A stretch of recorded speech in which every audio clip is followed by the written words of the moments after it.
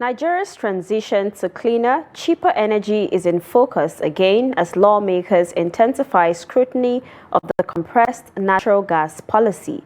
The House of Representatives held an investigative hearing to examine how far the initiative has gone and where it may be falling short. The report. The federal government's push toward compressed natural gas (CNG) as a clean alternative to petrol is under the spotlight.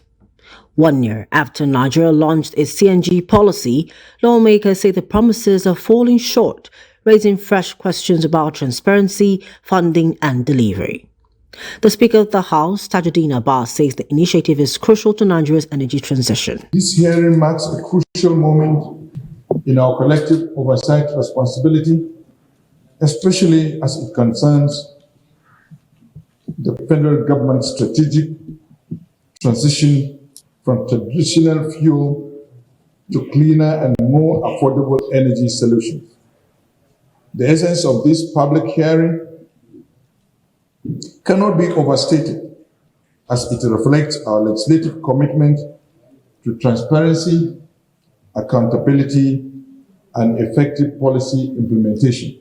But lawmakers say the rollout has been slow and uneven. Ad hoc committee chairman Jaha Usman warns that the ambitious plan could fail without urgent reforms. For me, it's not about the number of vehicles that are converted. My concern is the infrastructure that will be available to service these cars that are converted. Sustainability is the most important thing. You rightly said Rome was not built in one day. But you should equally understand that it's the same Rome that was destroyed by the complacency of the Romans. If there is complacency in this program, there is no way this program is going to succeed. I don't want a situation whereby, even though I have hope and confidence in this program because of private sector's investment, involvement, and participation. Stakeholders at the event assured the committee of commitment to ensure the success of the CNG program in Nigeria. Committed to working out the spreadsheet as we're observing the setting up of these conversion centers at the different geopolitical zones, and more are still coming up. So it's still a work in progress. But I'm like you exactly questioned. We believe that yes, we are on the track of ensuring equitable distribution across the country. We've started and we're committed to it. And in no short time, we'll achieve overall distribution across the geopolitical zones of the Federation. Right here today to say 12 months after our program started implementation, May of last year, we've raised the number of conversion centers in Nigeria to over 300 from 7.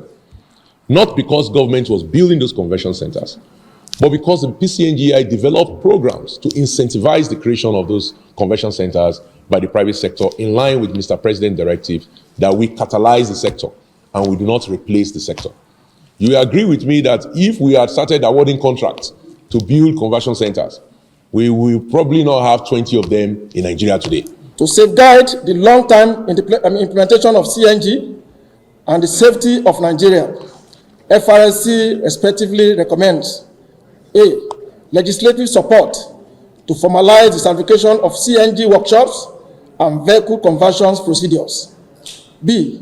Budgetary backing for the training of enforcement personnel and acquisition of diagnostic tools for CNG inspections. As Nigeria works to build a cleaner energy future, lawmakers insist that bold policies must come with real, measurable results and accountability.